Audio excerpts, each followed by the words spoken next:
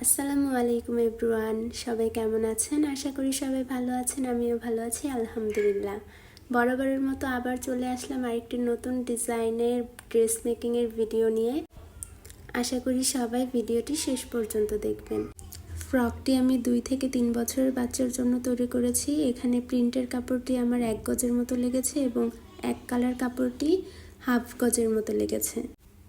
ফ্রকটির হাতা আমি পরি হাতার মতোই দিয়েছি এবং পেছন সাইডে একটি বোতাম ঘর দিয়ে একটি শো বোতাম অ্যাটাচ করে দিয়েছি। প্রথমেই জামার ইয়োগটি কাটিং করার জন্য একটি কাপড়কে 8 ভাঁজে ভাঁজ করে নিয়েছি এবং 5 ইঞ্চি লম্বা রেখেছি, চওড়া রেখেছি 4.5 ইঞ্চি। গলার লম্বা এবং চওড়া 2 ইঞ্চি রেখেছি, 2 ইঞ্চি রেখে স্কোয়ার শেপে কাট করে নিয়েছি। নিচে হালকা একটু রাউন্ড শেপে কাট করে নিয়েছি। জামার ইয়োগটি কাটিং করা কমপ্লিট হয়ে গেছে। এবার নিচের অংশ কাটিং করার পালা।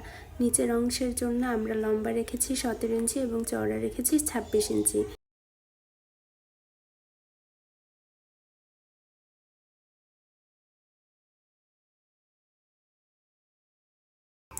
এবার কাপড়টির যে বন্ধ সাইডটি রয়েছে সেখানে হাফ ইঞ্চি ডাউন করে রাউন্ড শেপ দিয়ে দিতে হবে। এবার শেপ অনুযায়ী কাটিং করে নিতে হবে।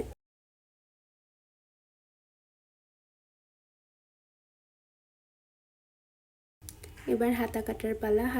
হাতার জন্য আমরা চওড়া রেখেছি 3.5 ইঞ্চি এবং লম্বা রেখেছি 11 ইঞ্চি। এবার 1 ইঞ্চির মতো ডাউন করে হাতাটি কেটে নিচ্ছি।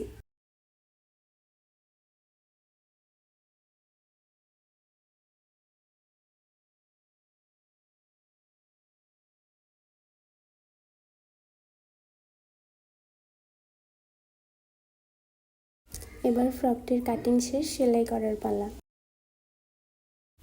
প্রথমেই আমরা গলার ইয়োগটি সেলাই করে নিব। গলার ইয়োগটি সেলাই করার সময় আমরা ডরি পাইপিং দিয়ে একটি বোতাম ঘর তৈরি করে নিব এবং গলার পেছনের অংশে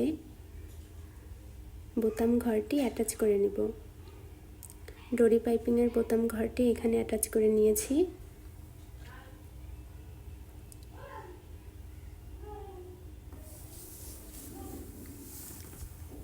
এবার কোণাগুলোতে কাট দিয়ে নিব। কাট দিয়ে নিলে ভালো ফিনিশিং আসে। কাপড়টিকে ভালো করে ভাঁজ দিয়ে এবার সিলি দিয়ে নিব।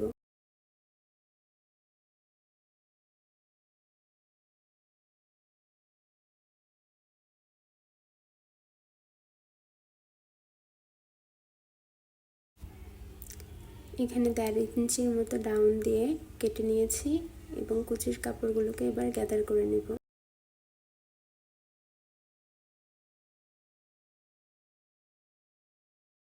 কুচির কাপড় গ্যাদার করা কমপ্লিট। এখন হাতার সাইডে চিকন করে সিলি দিয়ে নেব। চিকন করে সিলি দিলে হাতাটা খুবই সুন্দর দেখায়। হাতাগুলোর সাইড সেলানো কমপ্লিট হলে হাতাগুলোও গ্যাদার করে নেব।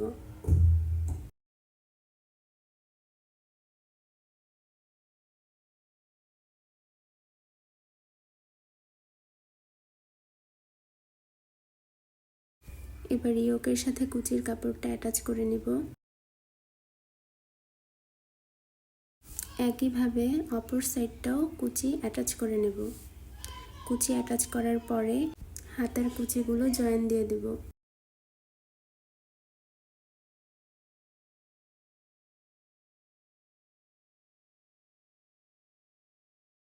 হাতার কুচিগুলো জয়েন দেওয়ার পর উপরে টপ সিন দিয়ে দিব।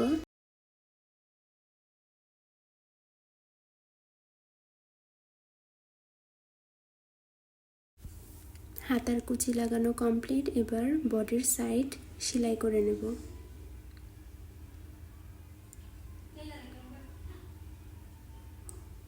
বডির সাইড সেলাই দেওয়ার পরে নিচের অংশটা ভাঁজ দিয়ে সিলি দিয়ে নেব।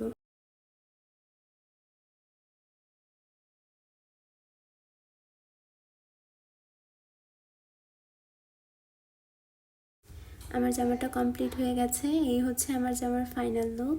যদি আপনাদের ভালো লেগে থাকে অবশ্যই কমেন্ট করে জানাবেন।